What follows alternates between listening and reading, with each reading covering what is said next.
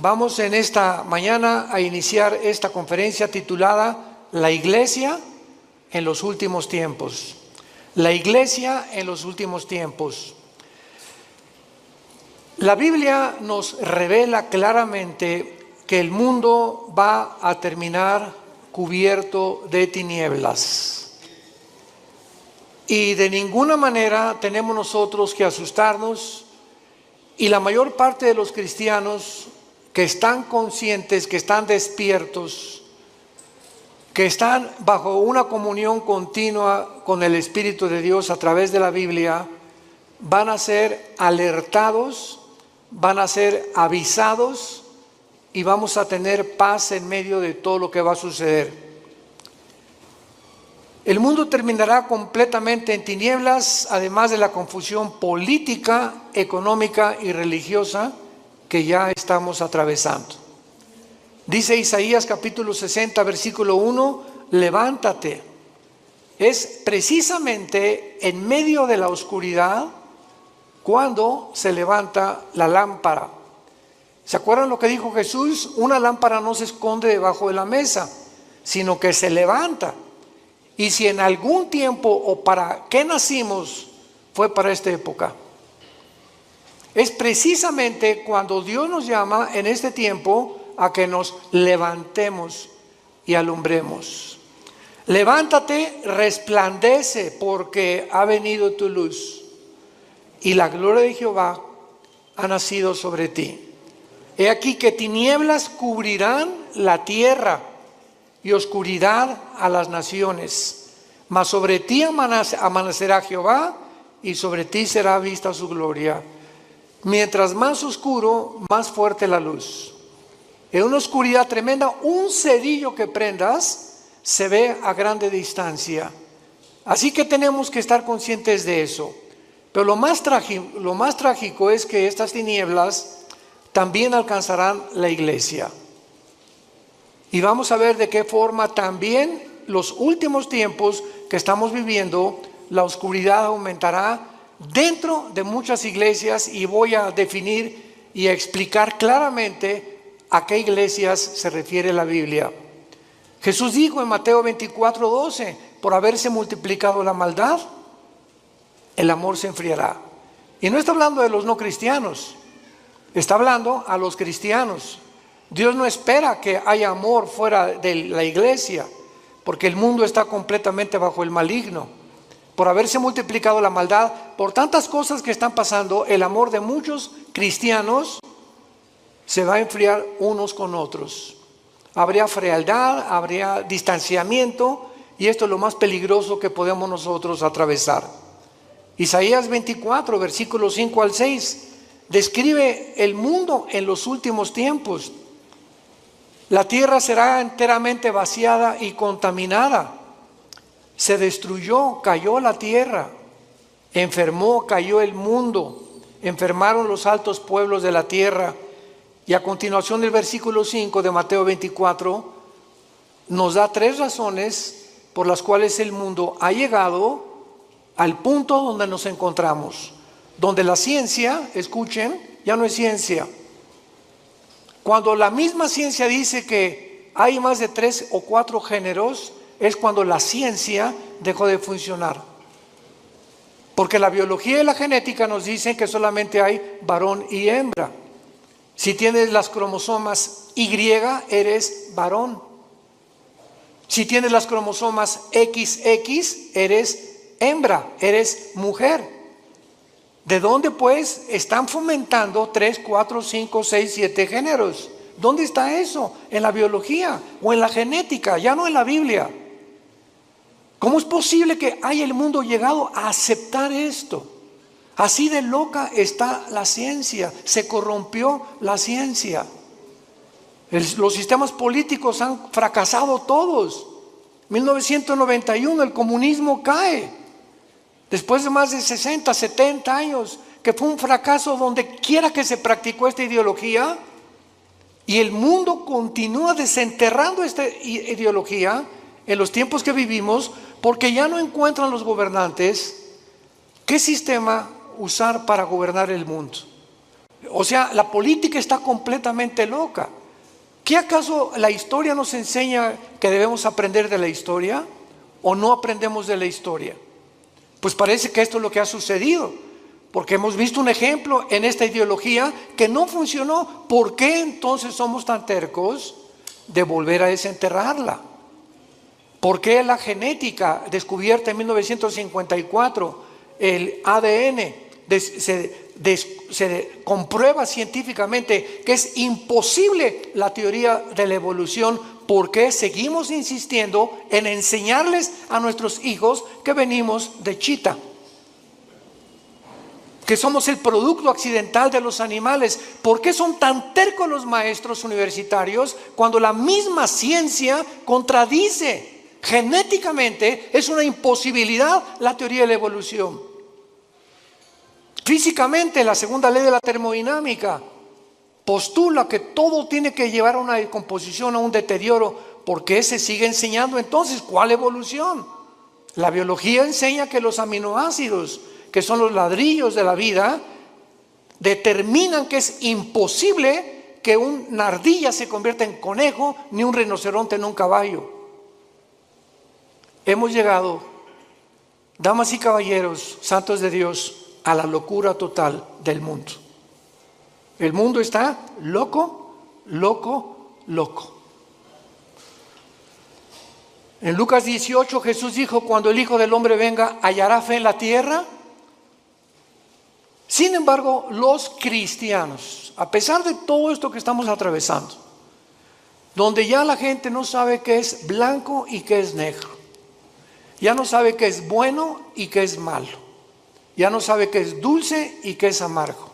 Así está el mundo actualmente. Hay un relativismo total, filosóficamente, socialmente, antropológicamente, en todas las disciplinas académicas en las que el mundo se ha desarrollado en los últimos siglos. En el libro de Daniel, todos los que traigan su Biblia los felicito, porque son los entendidos. Precisamente ahí se ve, ya las iglesias están llenas de cristianos sin Biblia. Traen el Calimán o el Esto. El libro de Daniel nos muestra claramente hace 2600 años. Vean cómo la Biblia fue escrita con tantos siglos de anticipación, anticipándonos, porque Dios es el primero y Dios es el último. Entonces, si Dios es el primero y Dios es el último, Él es el único que nos dice cómo comenzó el universo, quiénes somos y a dónde terminará la humanidad. Y cuando sabemos a dónde terminará la humanidad, podemos prepararnos. No estamos en tinieblas.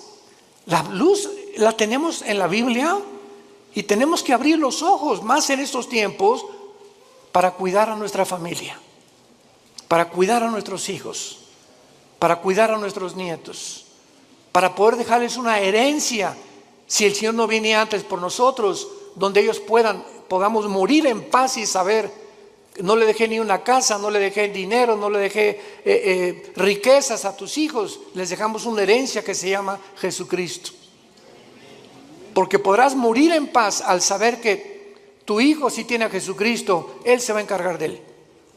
Tal vez ande mal y lo que tú quieras, pero si tiene a Cristo tu hijo, Dios se va a encargar de ellos. Porque herencia de Jehová son los hijos. Dice en Daniel capítulo 12, hace 2600 años, hablándonos cómo va a terminar el mundo, dice el versículo 3: los entendidos resplandecerán como el resplandor del firmamento, y los que enseñan la justicia a la multitud como las estrellas de perpetua eternidad. Vemos nosotros aquí en este versículo lo que repite el versículo 10: muchos serán limpios y emblanquecidos y purificados. Se refiere que a muchos cristianos en este tiempo en que estamos viviendo se van a purificar más y más y más y más, porque estamos esperando la venida del Señor. Y dice a continuación: Los impíos procederán impíamente, y ninguno de los impíos entenderá, pero los entendidos comprenderán. 2 veces el Espíritu Santo profetiza que en este tiempo los únicos que van verdaderamente a vivir sin temor, a vivir victoriosamente, a vivir levantando la luz de Cristo, son los entendidos. Y para que podamos acercarnos un poco más y profundizar, veamos quiénes son los entendidos en el libro de Deuteronomio capítulo 4 en el Antiguo Testamento, el mensaje que Moisés les dio a Israel antes de entrar a la tierra de Canaán. Veamos la sistematización y la sincronización sobrenatural de la Biblia. Como toda la Biblia es un solo espíritu, un solo pensamiento. Dice Deuteronomio 4, versículo 5: mirad que les he enseñado estatutos y decretos, como Jehová mi Dios me mandó, para que hagan en medio de la tierra en la cual entran para tomar posesión de ella. Guárdalos y ponlos por obra, porque esta es vuestra sabiduría y vuestra inteligencia ante los ojos de los pueblos, los cuales dirán: ciertamente pueblo sabio. ¿Y qué?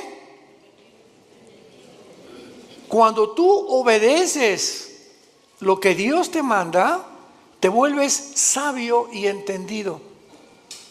Es imposible que en los tiempos que estamos viviendo haya cristianos desobedientes.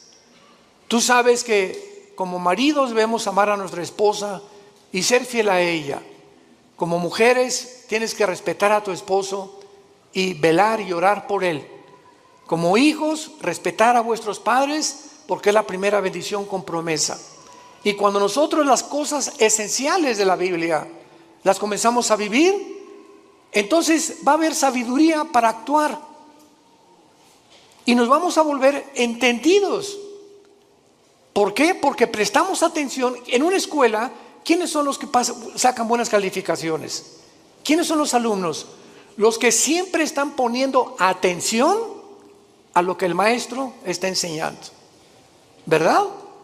Pero los que están con el avioncito y por aquí, por allá, y platicando con Rosita, y picando, y Pepe, Juan, Juanito, ponme atención, Pepito. Esas personas, esos estudiantes, cuando llegan los exámenes, porque nunca estuvieron atentos a lo que se les explicaba, van a reprobar. Estos son los entendidos, los que están poniendo atención a lo que Dios les dice. Y lo vemos también en Mateo 24, y entendemos ahora, Mateo 24, las palabras de Cristo en esta historia que Él da acerca de los tiempos de Noé. Dice Mateo 24, 37, mas como en los días de Noé, así será la venida del Hijo del Hombre. Porque como en los días antes del diluvio estaban comiendo y bebiendo, casándose y dándose en casamiento, hasta el día en que Noé entró en el arca. Escuchen. Y no entendieron.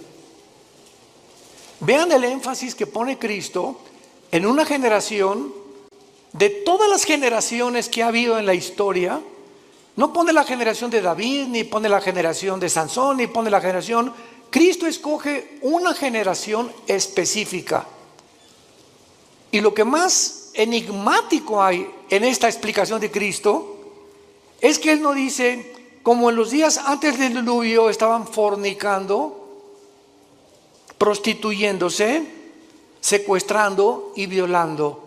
¿Ya se fijaron los ejemplos que da Jesús? ¿Por qué Jesús nos dice cosas que no son pecado? Jesús cita que en los tiempos de Noé la gente estaba comiendo. ¿Qué es pecado comer? No. Estaban bebiendo. ¿Es pecado beber? Tampoco. Casarse, menos. Dichosos los que se casan, pero unidos por el Espíritu de Dios. ¿Por qué Cristo usa estos ejemplos que no son pecaminosos? Y dice, y no entendieron, porque en los tiempos que vivimos se va a repetir. La gente va a comer, va a beber y se va a casar y no hay nada malo en eso. ¿Cuál es el problema? Que no han entendido que no comen, ni beben, ni se casan sabiendo que Dios es en primer lugar en sus vidas. Nunca entendieron que era Dios lo más importante de sus vidas. Así era en los tiempos de Noé. Se olvidaron de Dios. Entonces no hay nada malo que te cases, no hay nada malo que bebas, no hay nada malo que compres, no hay nada malo que tengas un Lamborghini aquí estacionado afuera del edificio, o que tengas una casa de 5 millones de pesos, o que tengas un taller de carpintería y que no hayas progresado. No hay nada de malo en eso. Lo malo es que en medio de todo lo que tú estás viviendo, Dios sea en tu vida la segunda o la tercera parte de tus prioridades. No entendieron. ¿Y cuántos ahorita tienen a Dios en primer lugar? Es cuando tienes a Dios en primer lugar en tu vida, cuando te levantas y lo primero que haces es venir a este libro en las mañanas y comenzar a leer los salmos, proverbios, hincarte, llorar con Dios y buscar en las escrituras, porque el poder, lo compartimos ayer en el coffee break, la Biblia tiene un poder que no tienen los libros de Platón, ni de Aristóteles, ni de Mahatma Gandhi, ni de Confucio, ni de Buda, porque son libros que si lees Aristóteles y Platón, pues te da intelectualidad, y si lees a Mahatma Gandhi y a Confucio te da altruismo, y si lees libros de nutriología te da capacidad para cuidar tu cuerpo, pero ninguno de esos libros te cambia. Ninguno cambia tu vida, sigue siendo lo mismo, más inteligente o más intelectual, mejor cuidas de tu cuerpo, pero tu espíritu es el último lugar. Cuando vienes a la Biblia te cambia. Tiene el poder. Jesús dijo: mis palabras son espíritu y son vida. La Biblia tiene el poder de transformar nuestra vida interior. Dice Pablo en 2 Corintios capítulo 3, mirando cara a cara, somos transformados por el Espíritu de Dios. Mirando, somos transformados. Al mirar la Biblia, al tener contacto con la Biblia, al meditarla, al estudiarla, al memorizarla, algo entra a tu vida que sin que te des cuenta, como una planta la riegas, el agua que le pones en la planta comienza a crecer de una forma invisible hasta que sale el tallo a la superficie. Tú sigue leyendo la Biblia, sigue memorizándola, sigue teniendo con Dios a través de la Biblia, porque no hay contacto con Dios fuera de la Biblia. Mis palabras son espíritu y son vida, dijo Jesucristo, Juan 5:39. El que quiera conocer la voluntad de Dios, dijo Jesús, conocerá si mis palabras son mías y mi doctrina es mías. Porque el que busca su propia gloria es porque él quiere alabarse y glorificarse. Pero yo he venido a buscar la gloria de mi Padre, el que me envió. Y las palabras que hablo son de mi Padre. Las obras que hago son de mi Padre. Y las cosas que os digo, mi Padre me las enseñó primero a mí, para que ustedes, yo, el instrumento de mi Padre, los guíe al cielo. Porque nadie puede conocer al Padre más que a través del Hijo. Nadie puede conocer a Dios si antes no conoció a Jesucristo. Es bien importante esto. ¿Quieres conocer a Dios? Primero tienes que conocer a Jesús. Porque Dios el Padre envió a su Hijo para que Él nos enseñara quién es el Padre. Nadie puede decirte cómo es Dios. Ni Buda, ni Confucio, ni Mahatma Gandhi, ni Aristóteles, ni nadie más que Jesús. Ahora muy bien, con esta introducción, dentro de las enseñanzas doctrinas que más confusión existen actualmente es ¿qué significa la palabra iglesia? Esto es increíble. ¿Qué significa cuando decimos vamos a la iglesia?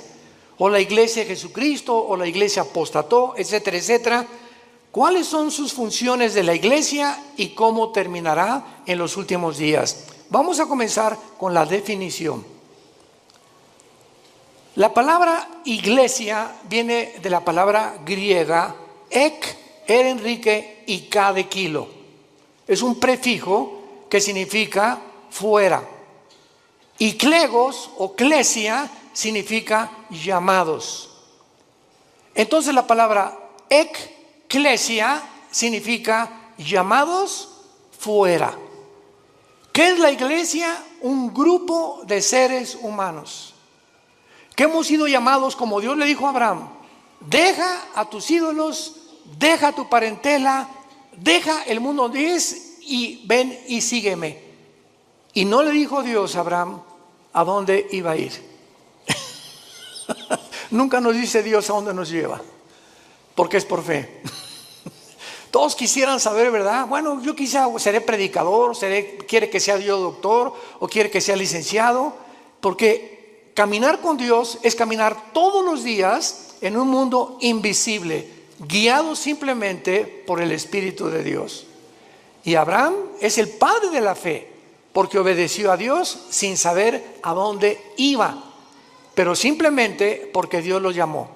Entonces la iglesia somos personas que Dios nos ha llamado a salir fuera de las diversiones del mundo, de la forma como el mundo se comporta, de la cultura del mundo, de las cosas que el mundo ama, los deseos de la carne, los deseos de los ojos y la vanagloria de la vida, del aplauso, la popularidad, la alabanza del mundo que unos buscamos unos con otros.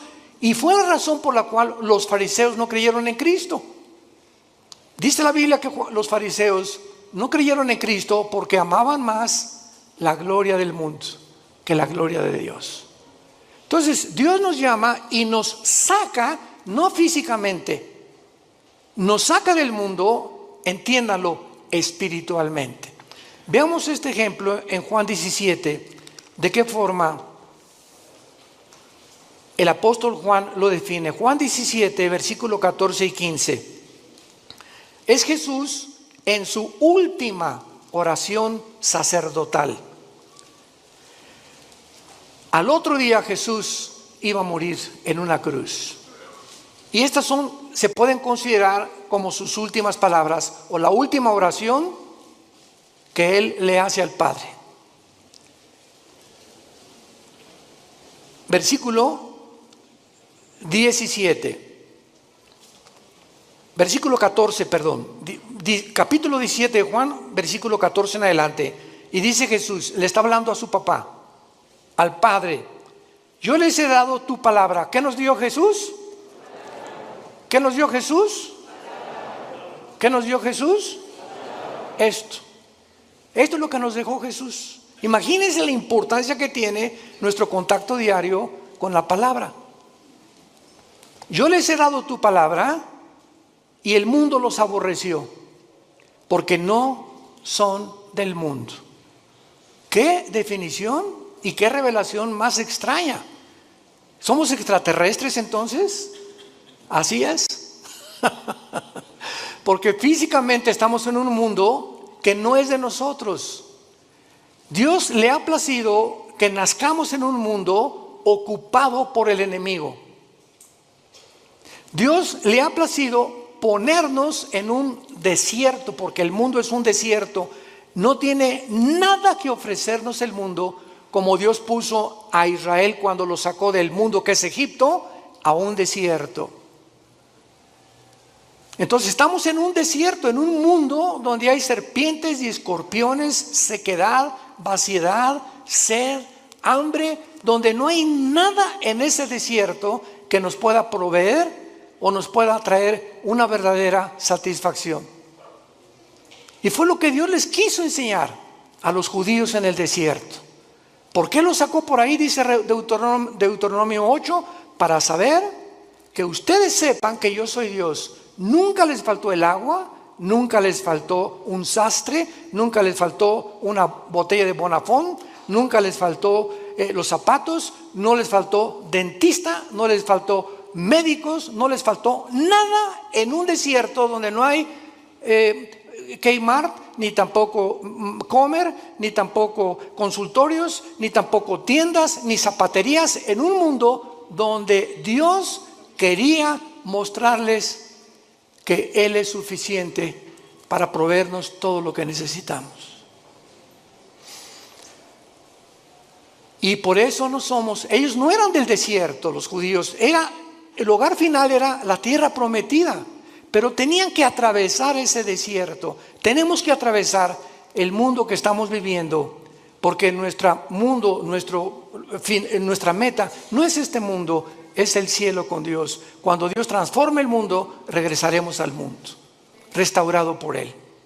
Por eso Jesús dijo que no somos del mundo, Cuando tú eres cristiano, de repente ya no te llevas con tu compadre porque él habla puras groserías y se emborracha o es drogadicto o se goza que tiene amantes, y porque tu comadre, ¿verdad?, puro chisme te dice todo el vecindario, como las verdulerías y en los mercados, y comienza a encontrar amigos que tienen relaciones sexuales con su novia o con su novio, etcétera, etcétera, y nos comenzamos a sentir como peces fuera del agua, y comienzas a buscar otro tipo de amistades porque ya te duele, ya sientes que no pertenecemos a esas fiestas, no pertenecemos a esas reuniones, no pertenecemos a esa forma que al mundo lo divierte, porque ya no somos del mundo. Si tú no sientes esto en tu corazón, te falta pasión por la verdad. Te ruego por ellos, porque no son del mundo, como tampoco yo soy del mundo. Y no ruego que los quites del mundo, sino que los guardes del mal. Muy fácil, ¿verdad?, que Dios viene por nosotros, pero Él no tiene ese propósito. Él quiere que mientras atravesemos este desierto, que ya vamos al final, ya estamos a punto de entrar a la tierra de Canaán, a la promesa de la tierra prometida que Dios tanto prometió en el Antiguo como en el Nuevo Testamento. Estamos a punto, hermanos, de cruzar el río Jordán. Estamos a punto de cruzar el río Jordán, y recordemos algo, que esa generación no entró a la tierra prometida, se murieron en el desierto.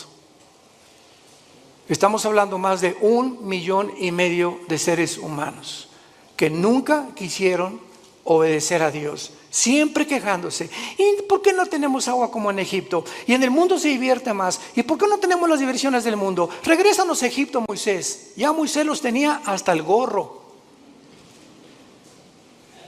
al grado que se desesperó tanto Moisés cuando golpeó la piedra 3 veces, que Dios le dijo: no vas a entrar a Canaán, vela desde lejos y cuando te mueras la vas a ver. ¿Cómo aguantó Moisés a casi 2 millones de cabritos? Porque no eran ovejas. Fue la generación que siguió de ellos los que entendieron y entraron por Josué a la tierra de Canaán. Vemos pues nosotros en 1 de Juan capítulo 4, en el Nuevo Testamento, de qué manera el apóstol Juan continúa hablándonos acerca de qué diferencia hay en los cristianos y el mundo. Dice 1 de Juan 4, 5 y 6. Hijitos, les está hablando a nosotros, a los cristianos. Ustedes son de Dios y los habéis vencido, porque mayor es el que está en vosotros que el que está en el mundo. Ellos, la gente que no es cristiana, ellos son del mundo. Por eso hablan del mundo, y el mundo los oye, sus canciones, sus versículos, sus teatros, sus películas. El mundo está feliz con este tipo de personas. Nosotros somos de Dios. El que conoce a Dios nos oye. El que no es de Dios no nos oye. En esto conocemos el espíritu de verdad y el espíritu de error. Un cristiano, cuando tiene el Espíritu Santo, ya discierne: lo que estoy oyendo, ¿de dónde viene? ¿Del mundo o viene de arriba? Cuando tú pones más atención a canciones, ¿verdad?, artistas mundanos, que a las cosas de Dios, es porque tienes tu corazón en el mundo todavía. No has sabido aislarte, ni has sabido hacer a un lado las cosas del mundo. Dice claramente también en 1 Juan 5:19 que el maligno está al control del mundo entero.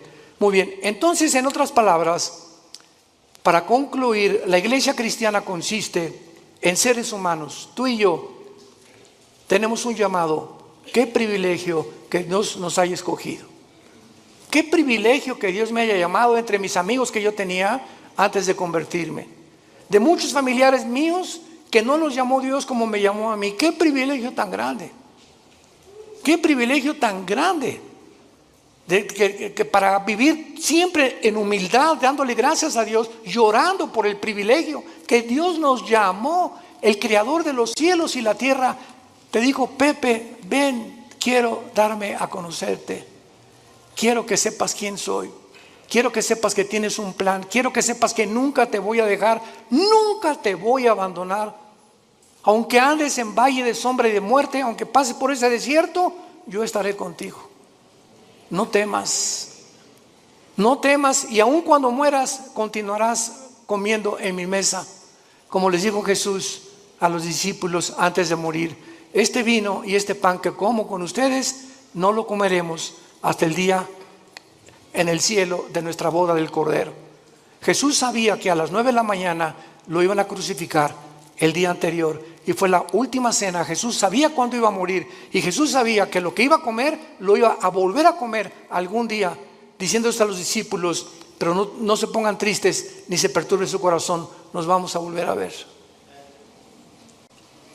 Esta es la esperanza a la que Dios nos ha llamado a todos los que Dios ha escogido para seguirle. Ahora veamos el origen de la iglesia.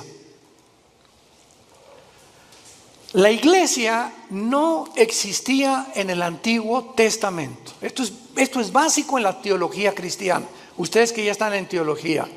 La iglesia no existía en el Antiguo Testamento. Veamos en Efesios capítulo 3 cómo Pablo nos lo revela.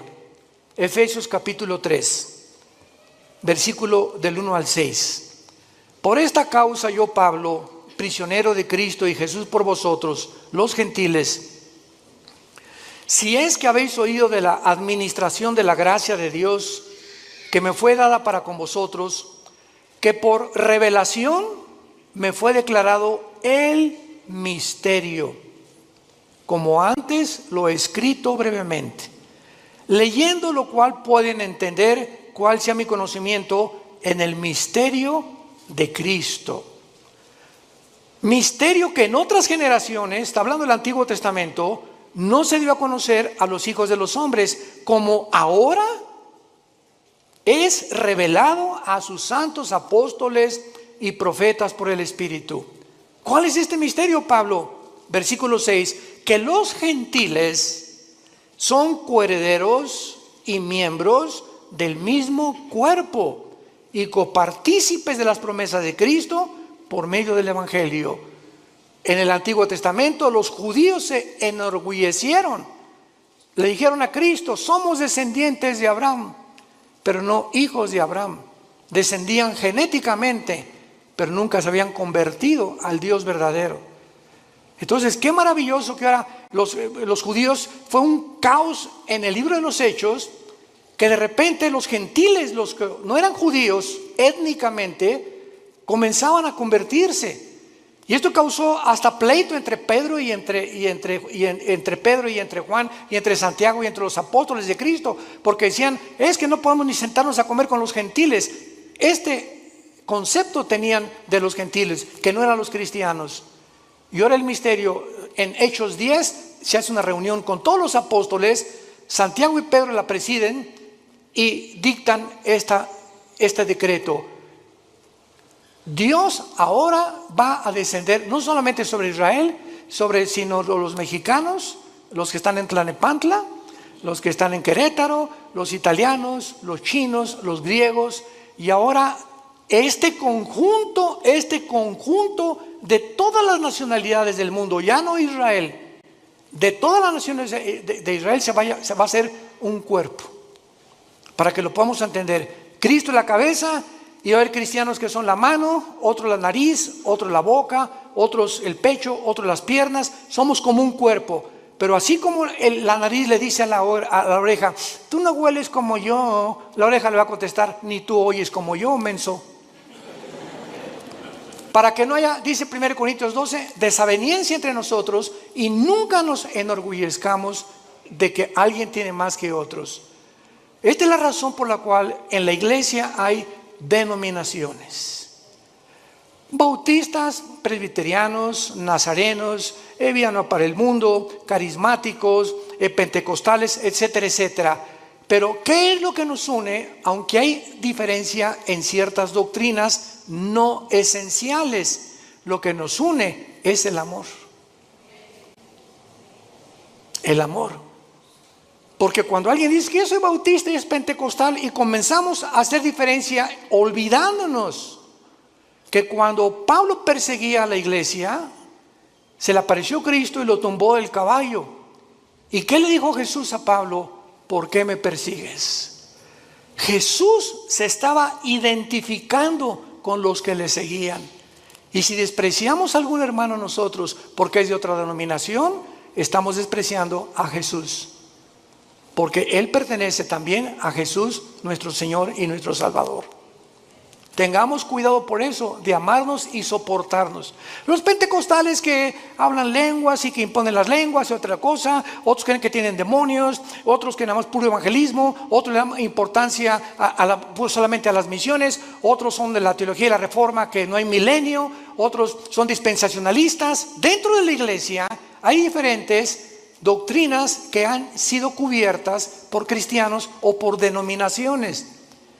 Pero lo que nos une no son las doctrinas no esenciales, sino si tú crees que la Biblia es la palabra de Dios, si tú crees que la salvación es por la gracia, sin ninguna obra, si tú crees que es por la sangre de Cristo el perdón de nuestros pecados y que a los 3 días resucitó y vamos a resucitar, no me importa lo que el letrero de la botella, presbiteriano, nazareno, bautista, no me importa lo que la botella diga, me importa lo que la botella tiene dentro. El contenido en tu vida, si tienes a Jesús, eres mi hermano y te debo de amar. Y si no estoy de acuerdo contigo, no lo vamos a estar todavía, nos vamos a poner de acuerdo tal vez ahí arriba. Pero mientras estamos aquí vamos a soportarnos y vamos a perdonarnos. Porque el amor cubrirá todas las faltas. Y la ley se cumple con el amor a los demás. Entonces, este es el origen de la iglesia. La iglesia es una nueva entidad que no existía en el Antiguo Testamento. Es el cuerpo de Cristo. Veamos cómo se formó este cuerpo en Pentecostés, pero lo explica Pablo en 1 Corintios capítulo 12, versículo 13. 1 Corintios 12, 13. ¿Cómo se forma esta nueva entidad que no existía en el Antiguo Testamento? Dice así: porque por un solo espíritu fuimos, ¿cuántos? Todos bautizados en un cuerpo. ¿Cuál es el cuerpo? El cuerpo de Jesucristo. Sean judíos o griegos, esclavos o libres, a todos se nos dio a beber de un mismo espíritu. Esto se llama el bautismo del Espíritu Santo. En el momento en el que tú recibes a Cristo, el momento que ayer tuvimos 40 y tantas decisiones ayer, fue una bendición el coffee break, démosle gracias a Dios y oremos por estas 42 decisiones que ayer pidieron a Cristo entrar a sus vidas. En ese momento, ayer los que pidieron a Cristo, en ese momento, sin que ellos sepan, nacieron de nuevo. Algo extraño, espiritual, en el mundo invisible sucedió dentro de sus vidas, que fue sembrada una semilla que venía de aquí. Si no viene de aquí, tú no puedes nacer de nuevo. Dice 1 Pedro 1:23, siendo renacidos por la semilla incorruptible que es la palabra de Dios, y la fe es por el oír, y el oír por la palabra de Dios. Entonces, una semilla es sembrada y esa semilla tiene que ser regada, tiene que crecer. Si realmente está la semilla dentro de ti, tiene que crecer. Y el que puso esa semilla fue la Biblia y el Espíritu Santo. Él es el agente del Espíritu Santo, el que pone esa semilla. Y cuando dice la Biblia que somos nacidos de nuevo, también somos regenerados. En el momento de la conversión, naces de nuevo. Sufres una regeneración, pasas de las tinieblas a la luz sin que todavía te des cuenta. Pasas de la muerte, donde tú te encontrabas separado de Dios, ahora a volver a vivir espiritualmente. Estabas muerto espiritualmente, ahora vas a vivir espiritualmente. Y además ahora vas a formar parte del cuerpo de Cristo mediante el bautismo del Espíritu Santo. La palabra bapto en el griego, bautismo, significa identificación, unión o amalgamiento. O sea, el Espíritu Santo agarra a Pepe, aquí está Cristo. Vean esto, esto es un misterio impresionante descrito en Efesios 5. El Espíritu Santo agarra a Pepe y lo pega, lo une al cuerpo de Cristo. Y este cuerpo que estamos en Cristo no existía antes en el Antiguo Testamento, porque no había formado. Cristo ni el Espíritu Santo había descendido para morar permanentemente en los hombres. En el Antiguo Testamento el Espíritu Santo venía sobre Sansón. Y muchos creen que Sansón tenía así músculos como Rambo, ¿verdad? Pero, o sea, entonces le atribuiríamos la fuerza a sus músculos. Pero Sansón era como común y corriente. Pero cuando el Espíritu Santo venía sobre Sansón, la fuerza de Sansón no era muscular, la fuerza de Sansón era espiritual. Y agarraba a los leones como si fueran cabritos. Cargó una puerta de casi 200 kilos y mató a más de 150, 200 filisteos con la quijada de un burro. Pero en el momento en que Sansón se fue tras Dalila, ¿saben lo que significa Dalila? La que debilita. Una mujer es capaz de debilitar a cualquier hombre. Cuidado, varones. Sansón se olvidó de Dios y de los mandamientos de Dios, fue seducido por Dalila, y cuando Sansón le dice a Dalila, agarra mi pelo, ¿verdad? Y peíname, ella le corta el pelo, porque Dios le puso el símbolo de su fuerza en su pelo. Y cuando Sansón se despierta, todo esto está en el libro de los números, de los jueces en el Antiguo Testamento, capítulo 13, Sansón, lo agarran los filisteos y lo amarran, y Sansón ya no pudo romper las lianas. Y dice la Biblia, porque no sabía que el Espíritu Santo lo había abandonado. Cuando David tenía el Espíritu Santo, escribió el Salmo 22. Dios mío, ¿por qué me has separado? Horadaron mis manos y mis pies, sobre mis ropas echaron suertes, me miran como toros de Basán. David, 1000 años antes de Cristo, escribió la crucifixión. Y cuando estaba el Espíritu Santo en él, era inspirado para escribir las profecías. Pero el Espíritu Santo se iba de David, y David era como cualquier hombre, como tú y como yo. Ahora no. Ahora dice 1 Corintios 6:19, ¿qué no saben que ustedes son ahora el templo del Espíritu Santo? Ahora somos nosotros, ya no hay tabernáculo, ya no hay en los edificios, nunca, por el amor de Dios, le llamamos a la iglesia. La iglesia somos nosotros las personas. Los edificios los cambiamos en teatros, en un salón auditorio, uno construido. La iglesia somos nosotros. No hay, vamos al templo, otros dicen pásenle al altar. Por el amor de Dios, el altar somos nosotros ahora. Ya no hay ningún altar físico, visible. Ahora somos nosotros el altar de Dios, porque el altar de Dios, donde se ofrecen sacrificios, ahora tú los ofreces espiritualmente, ya no físicamente, matando un borrego o un cordero. ¿Me van entendiendo? Qué importante es que tengamos estas verdades que son bíblicas. Ahora vamos a Romanos 6, y ahí se nos explica, ya sin ninguna dudas, todo el procedimiento del nacimiento tuyo, mi nacimiento, en un mundo donde nosotros no pertenecemos. Dice Romanos capítulo 6, ¿qué pues diremos? ¿Perseveraremos en el pecado para que la gracia abunde? En ninguna manera. Porque los que hemos muerto al pecado, ¿cómo viviremos aún en él? Pongan atención.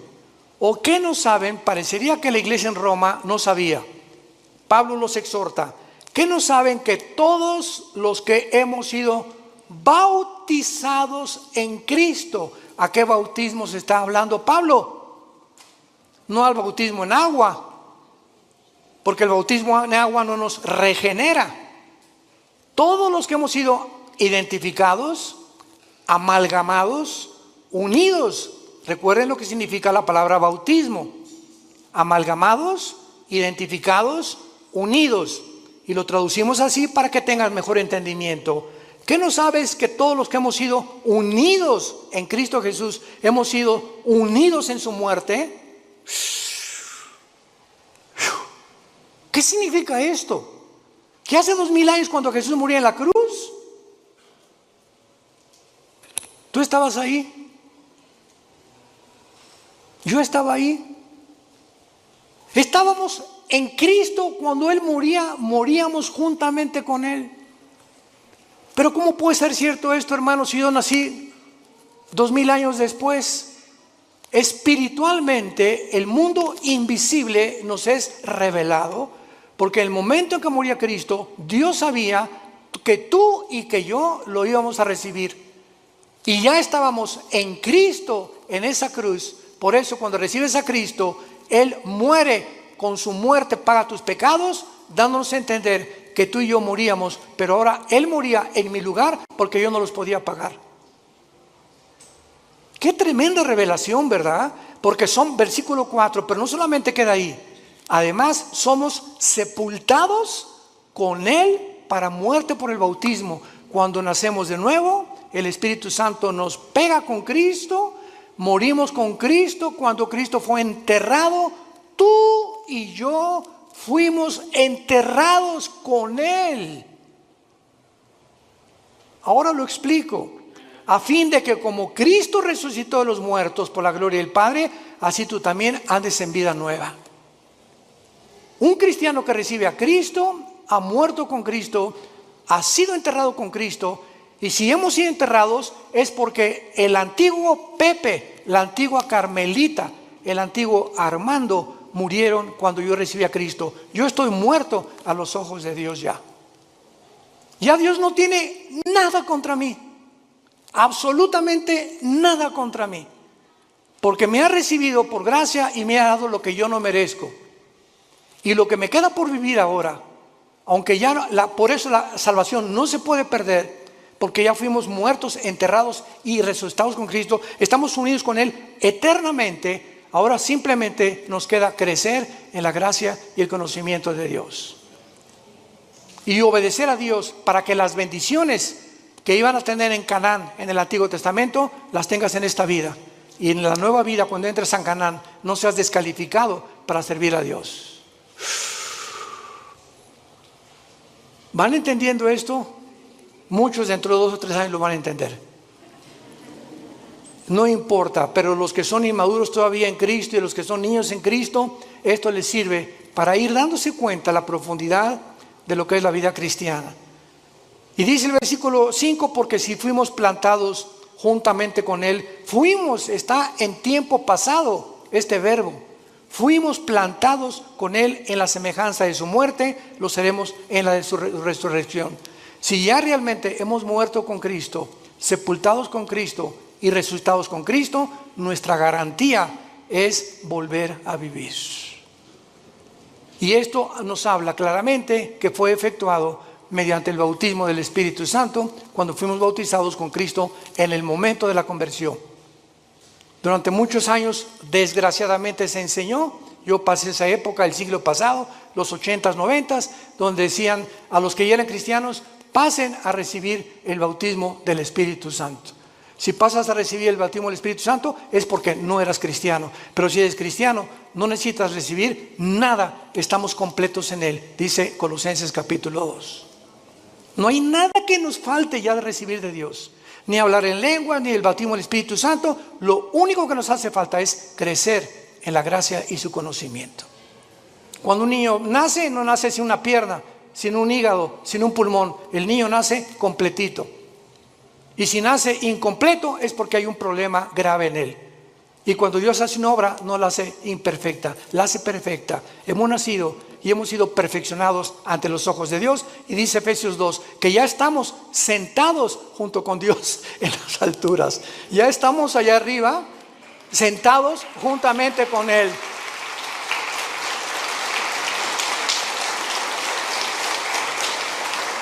Te damos gracias, Señor, en esta mañana por tu palabra. Porque por un solo Espíritu todos hemos sido bautizados, identificados, amalgamados, unidos al cuerpo de tu Hijo Jesucristo. Te damos las gracias porque Él ahora es nuestra cabeza y nosotros miembros unos de otros en particular, para que no haya desaveniencia entre nosotros y podamos amarnos y soportarnos como nosotros lo debemos hacer por amor a tu muerte en la cruz.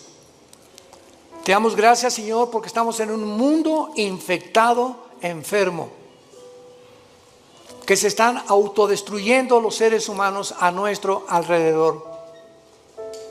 Y ahora nuestro deber es alumbrarlos, sacarlos de la podredumbre donde se encuentran, del pecado donde han vivido, mostrándoles que tu gracia es más que suficiente para transformar la vida de cualquier persona que quiera obedecer a la fe, obedecer el Evangelio. Oramos al Dios y Padre de Jesucristo nuestro Señor, que nos ha hecho renacer para una esperanza viva por medio de la resurrección de Jesucristo entre los muertos. Que todos ustedes permanezcan fieles hasta el fin, en la esperanza a la que todos hemos sido llamados. Que Dios les dé un espíritu de revelación, alumbrando los ojos de vuestro entendimiento, para que comprendan esta esperanza maravillosa que se llama Jesucristo. Él es nuestra esperanza bienaventurada. Y que conozcamos la supereminente grandeza del poder que lo levantó de los muertos, porque es el mismo poder que está actuando dentro de tu vida y de mi vida. Descubre este poder, hermano y hermana en Jesucristo. Descubre el poder inmenso que Dios nos ha dejado. Y mientras vivas creyendo y obedeciendo, Dios te levantará más pronto del lugar donde tú te encuentras, para que te conviertas en una antorcha en tu lugar de trabajo, en tu escuela o en tu universidad, y podamos guiar a la gente que queda y que va a recibir pronto al anticristo, arrebatarlos del fuego eterno por la gloria de Dios.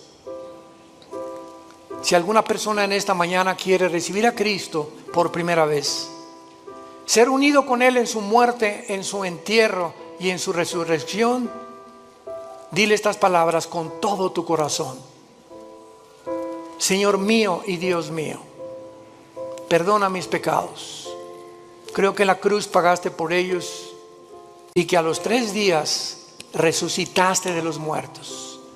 Y como creo que vives, Señor Jesús, ahora te pido en este instante a que entres a mi vida. Te recibo como mi Señor. Gracias por darme la vida eterna y haberme hecho renacer mediante la predicación de tu santa palabra. En el nombre de Jesús, amén. Gracias a Dios por este libro maravilloso. Gracias a Dios por la palabra de Dios. Gracias, Señor.